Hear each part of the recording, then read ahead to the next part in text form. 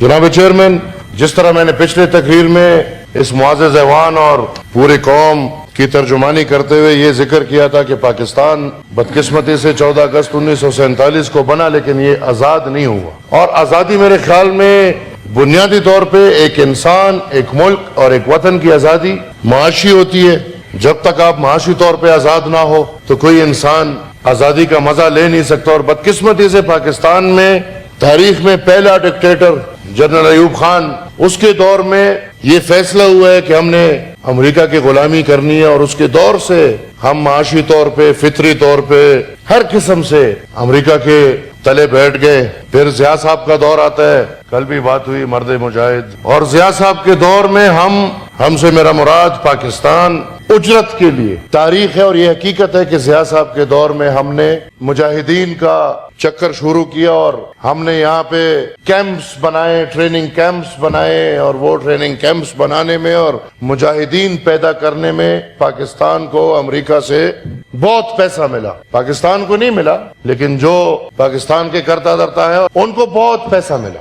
ان پیسوں کے مزے میں یا ان پیسوں کے لیے ہماری اجرت اس حد تک گئی کہ ہم نے ایک ملک کو بلکہ ایک پورے قوم کو تباہ کر دیا. تب سے ہی پاکستان کی اکانومی، میرے والد صاحب یہ لفظ استعمال کرتے ہیں کہ یہ وار اکانومی ہے. یہاں پہ جنگ ہوگا تو پاکستان کے مزے ہوں گے، پیسہ آئے گا، ڈالر ہی ڈالر ہوں گے. اور جب جنگ نہیں ہوگا تو ہماری اکانومی بیٹھے، کیونکہ ہم پچھلے 60-70 سالوں سے اپنی اکانومی کو جنگ کے ذریعے چلا رہے ہیں، اور وہ بھی امریکہ کے جنگ. اس کے بعد دنیا نے دیکھا 9/11 ہوا، اور 9/11 کے نتیجے میں جو حالات ادھر پاکستان اور افغانستان میں پیدا ہوئے، اور پھر ایک دفعہ ہم نے دیکھا کہ امریکہ سے ڈالر آ رہے ہیں، تو ہم نے جمہوریت کو خدا حافظ کر کے پرویز مشرف صاحب آگے ڈکٹیٹر کے طور پہ. اور پھر ہم نے ان سالوں میں بھی پرایا جنگ لڑ کے، پرائے ملک میں گھس کے لڑائی کر کے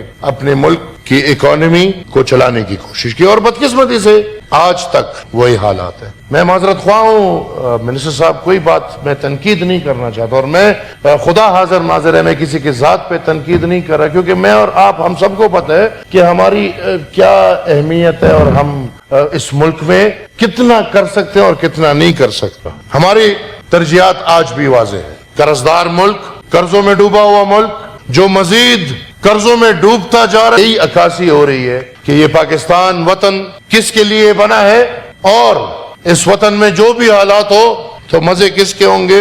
وہ ڈائریکٹ عکاسی کرتا ہے کہ جو ڈیفنس بجٹ ہے، ان حالات میں، جن حالات میں ہم نے فریش نوکریاں دینے سے انکار کر دیا، جن حالات میں ہم ریٹائرمنٹ کے ایج کو بڑھا رہے ہیں کیونکہ ہمارے پاس پینشنز کے پیسے نہیں ہیں، ان حالات میں کون اس کو ڈیفینڈ کر سکتا ہے کہ 17.6% انکریز آپ کے ڈیفنس بجٹ؟ ہمیں شرم کرنا ہے. ہم 2122 بلین روپیز پاک فوج کو دے رہے ہیں. کس لیے؟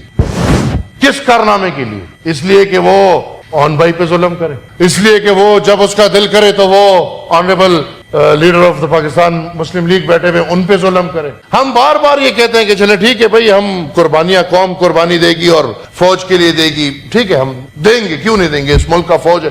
لیکن یہ فوج بھی تو کچھ دکھائے نا. 77 سال میں اس دفاعی ادارے نے کیا کیا ہے اس ملک میں؟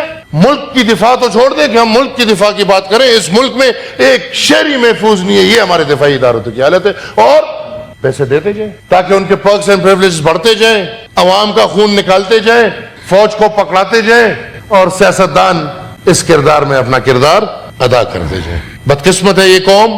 آج بھی ترجیح ٹینک ہے، توپ ہے، ایٹم بم ہے، بندوق ہے. وہ قوم ترقی کرے گی جن کی ترجیحات ختم ہو کے. ہم چیختے تھے جب پاکستان آدھا ہم سے الگ ہو رہا تھا، تو یہی چیخ ادھر سے گئی، وہ بھوکے مریں گے. آج آپ بنگلہ دیش کی حالت دیکھ لیں، جس کو ہم کہتے تھے کہ وہ ہم سے الگ ہو کے بھوکے مریں گے، الحمدللہ وہ عزت کی زندگی گزار رہے ہیں، اور ہم ادھر اب بھوکے مر رہے ہیں. ہمارے پشتوں کا ایک محاورہ ہے چیئرمین صاحب، یو دا لگمری اور بھلے سر تے پراٹھے لے. ایک بھوکا مر رہا ہے، دوسرا سر تلے پراٹھے ڈھونڈ. قوم بھوکی مر رہی ہے اور ادارے سر تلے پراٹھے ڈھونڈ. ان حالات سے یہ ملک کبھی بھی ترقی نہیں کر سکتا. صرف تنقید نہیں کہ ہم کھڑے ہو کے صرف تنقید کریں, ہمارے پاس راستے ہیں, ہم ان پہ عمل کریں, ہم خود احتسابی کا عمل کریں.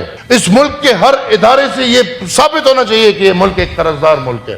یہ نہیں کہ الحمدللہ ہم اور آپ جیسے لوگ سہولیات سے بھرے جا رہے ہیں اور ملک کی قرضداری کی عکاسی صرف عام عوام سے. ہمارے پاس راستے ہیں. ہم کیوں انگریز سے باقی شانہ طرز زندگی نہیں چھوڑتے؟ ہمیں شروع کرنا چاہیے پہلے پارلیمان سے. ہم قربانی دینے والے لوگ ہیں. ہم یہ سمجھتے ہیں کہ ہم اس ایوان میں عوام کے لیے آئے, ہم سمجھتے ہیں کہ ہم اس ایوان میں جمہوریت کے لیے آئے ہیں. اور میں دیکھ سکتا ہوں الحمدللہ کافی سینیٹرز اس ہاؤس میں ایسے ہیں جس کو اس سینٹ کی تنخواہ اور پرکس اینڈ پریولیجز کی ضرورت ہی نہیں ہے. کیوں بابا بھائی؟ میرے خیال میں آغاز ہم کر لیتے اور قطرہ قطرہ سمندر بنتا ہے, قطرہ قطرہ سمندر بنتا ہے.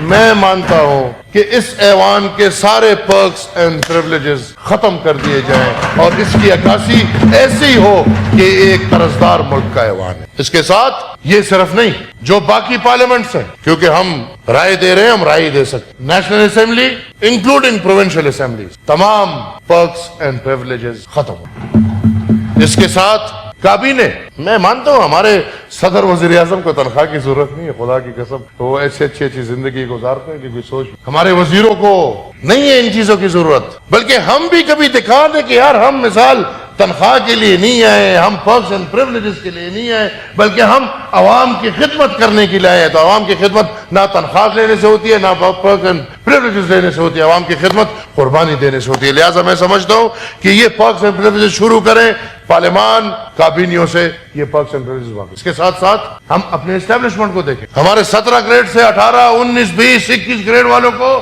واہ واہ رے واہ, مزے کہاں سے عکاسی ہوتی ہے کہ یہ قرضدار ملک کے سیکریٹریٹ والے ہیں. اور اس ملک میں ہم نے دیکھا ہے, چیئرمین صاحب ذرا رولنگ دے کہ پاکستان میں جتنے بھی کمشنر ہاؤسز ہیں اس کے ذرا ورتھ اور ویلیو نکالیں.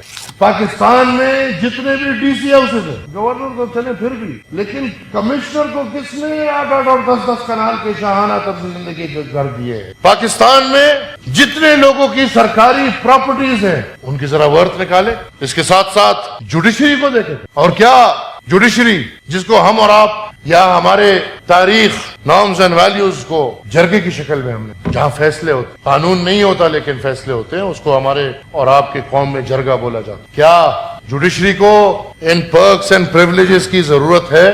کیا پاکستان کی جوڈیشری کی زندگی عکاسی کرتی ہے کہ یہ ایک قرضدار ملک ہے؟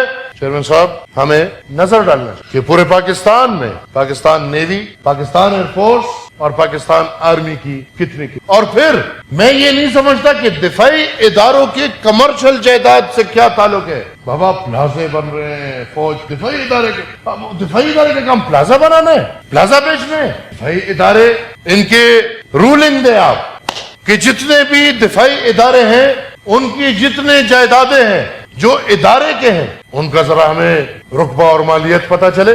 اور پھر ہمیں ذرا یہ بھی پتا چلے کہ بریگیڈیئر جو ریٹائر ہو رہے ہیں ان کو پاکستان کے آئین کے کس شق کے تحت یہ نہری زمین, یہ بارانی زمین, یہ بھائی محل ہے, یہ کس شرط کے تحت مل رہے ہیں. سر میں فالتو تنقید نہیں کرنا چاہتا, میں قوم کے سامنے صرف یہ نقطے رکھنا چاہتا کہ اگر سنجیدگی ہے خود احتسابی کا عمل کریں, قرضوں سے کام نہیں چلے. جہاں پہ ہزاروں ارب ویسی ہم ڈیفیسٹ دکھا رہے ہیں تو یہ ہزاروں ارب ہم نے قرضے ہی لینے, تو کیوں نہ ہم پہلے خود احتسابی کا عمل کرتے ہوئے یہ شاہانہ طرزی زندگی کو ختم کر کے خرچے کو کم سے کم کیے جائیں. اور پھر جو جائیدادوں کی میں نے بات کی, جو جائیدادوں کا میں نے ذکر کیا, وہ سرکاری کمشنر, ڈی سی ہاؤس وغیرہ سے شروع کر کے دفاعی اداروں کے جائیداد, ان کی قیمتیں لگائیں, ان کو پرائیویٹائز کریں.